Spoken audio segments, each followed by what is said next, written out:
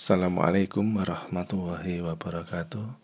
Saudara-saudara semua, rekan-rekan mahasiswa dan Bapak Ibu dimanapun berada, semoga kesehatan dan lindungan dari Sang Maha Pencipta alam raya semesta ini untuk kita semua. Baiklah, kita akan membahas sedikit resep ya, bagaimana cara kita melakukan satu penterjemah ya dari jurnal internasional ataupun dari buku yang agak tipis ya, atau kita bisa pecah-pecah jika buku itu tebal ya. Nah, jadi intinya di sini adalah jurnal. Kalau untuk buku nanti silahkan dimodifikasi bagaimana cara mentranslate-nya ya. Nah, sebagaimana Bapak Ibu ketahui ya, bahwa ada banyak alat untuk mentranslate ya, diantaranya adalah Google Translate ya. Kemudian juga ada cara yang kedua, yaitu dengan menggunakan Google Doc ya. Nah, tapi dua cara tersebut kurang efektif ya, atau kebanyakan itu kurang rapi ya. Nah, maka kita akan mencoba untuk menggunakan cara lain, yaitu online doc translator yang ini merupakan, kalau amatan saya, ini merupakan penterjemah yang paling rapi ya. Kalau soal isinya nanti menurut kemampuan masing-masing untuk dicoba ya, seberapa bagus di antara ketiga alat itu, yaitu di Google Translate, kemudian Google Doc, dan www online doc translator ini ya. Nah, kita mulai. Sebagaimana kita ketahui bahwa mahasiswa ataupun peneliti ya, Bapak Ibu peneliti ataupun mahasiswa yang sedang berlatih untuk meneliti, itu kita pasti dihadapkan pada pengayaan bab 2 ataupun pengayaan tinjauan pustaka ataupun pengayaan referensi. Nah, yang kita harapkan bahwa referensi itu minimal harus 5 tahun dari tahun sekarang ya. Nah, kalau di atas itu biasanya ada yang dosen pembimbing ataupun pembaca itu kadang kurang berkenan ya. Nah, maka dari itu kita usahakan untuk jurnal-jurnal yang jangan terlalu lebih dari 5 tahun dari tahun sekarang ini. Nah, kendalanya kadang-kadang kita juga masih mendapatkan jurnal-jurnal dari dalam negeri ya, misalnya seperti ini ya, ini jurnal atau bukan. Kalau kita nggak lihat di daftar pustakanya, kita nggak akan tahu ya. Daftar pustaka di sini. Intinya saudara-saudara harus ada link ya antara badan skripsi atau tesis dengan daftar pustaka ini. Jangan sampai di daftar pustaka ada, di bab 2 atau di badan skripsi nggak ada. Di badan skripsi ada, di sini nggak ada. Itu jangan sampai seperti itu. Itu jelek sekali dan banyak orang yang melakukan seperti itu ya. Nah, jadi kita akan lihat bahwa jurnal-jurnal ya yang atau bacaan itu kita himpun di sini ya. Kita himpun di sini dengan penulisan seperti ini. Nah, kita kembali ke halaman depan tadi ya. Jadi kita ingin memperkaya itu, sebaiknya itu memang banyak yang jurnal internasional ya, baru kemudian jurnal nasional yang tidak kalah bagus juga.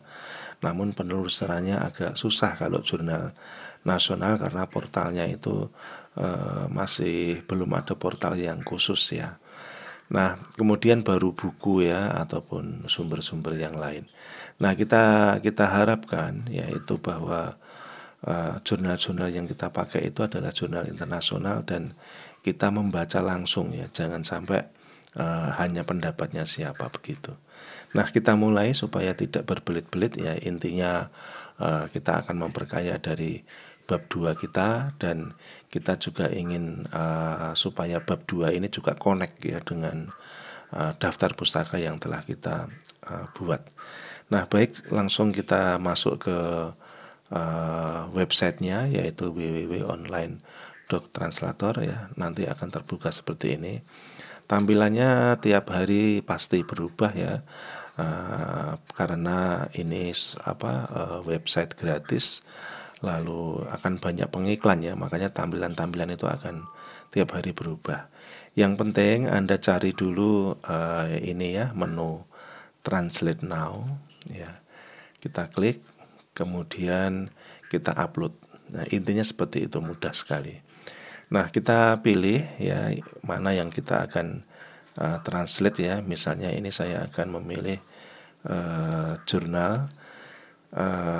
Usahakan jurnalnya itu terserah ya, Anda mau dari bahasa apa, dari bahasa Belanda, dari bahasa Czechnya, atau dari bahasa Rusia, bahasa Arab, atau dari bahasa apa gitu ya.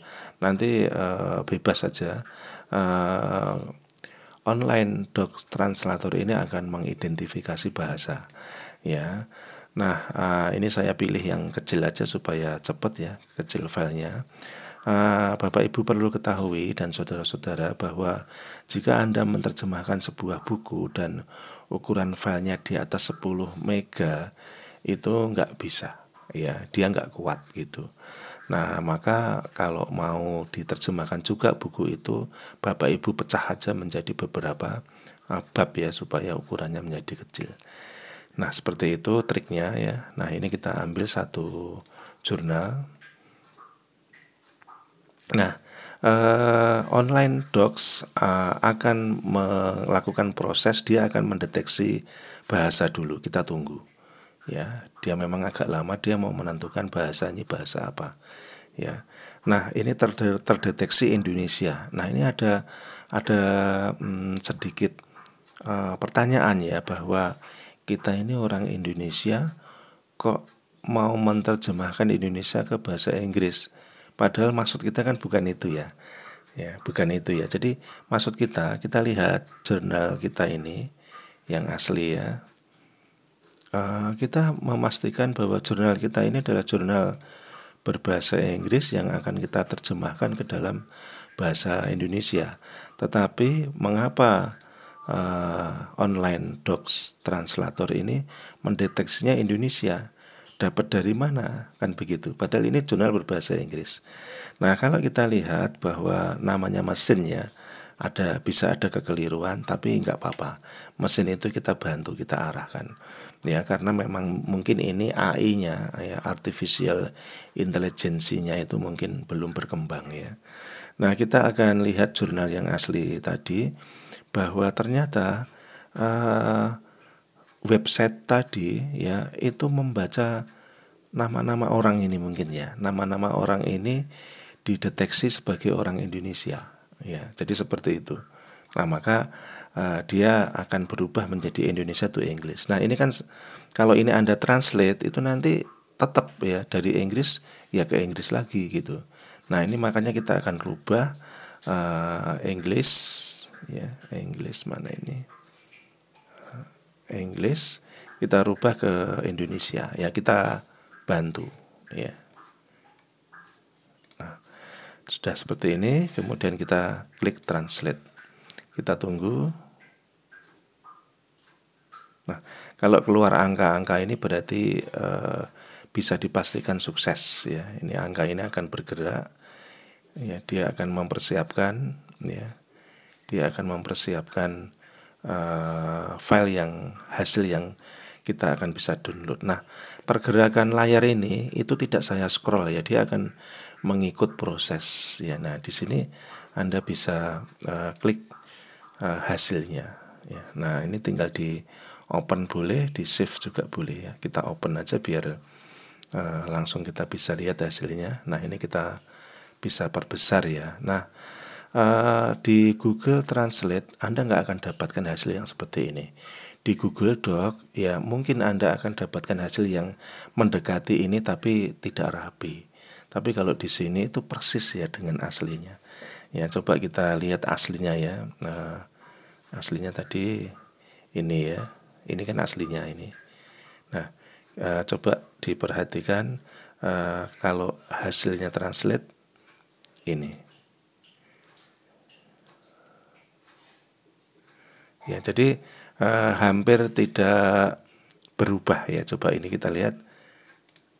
Ini The Impact of Entrepreneurship, ini tahun 2020 ya jurnalnya. Lalu ini Indonesianya. Ya, Anda tidak sadar kalau sudah berubah jadi Indonesia. Sampai di sini-sini juga berubah ya. Nah, ini di sini juga sampai diterjemahin semua ya. Padahal kalau kita menerjemahkan di luar ya, yang membayar satu lembar 20.000 ya, atau mungkin ada yang lebih murah dari itu ya. Padahal ini berapa lembar ini? Ya, nah ini kan banyak sekali. Nah, ini coba kita lihat, model yang digunakan adalah model intervening, dan interveningnya ada 2, kan bagus banget. Ya, coba kalau Anda nggak belajar Smart PLS di di channel saya ya, atau di channel Salam Belajar, maka Anda akan mengurangi variabel ini menjadi misalnya wirausaha pendidikan, wirausaha efikasi diri, dan wirausaha pola pikir. Udah, yang tengah ini dihilangkan. Nah, seperti itu ya. Silahkan cek di video yang sebelumnya ya. Nah, jadi ini kita lihat, nanti kita bisa ambil yang kita perlukan aja ya, tidak semua kita ambil ya. Ini hanya untuk membuat pemahaman.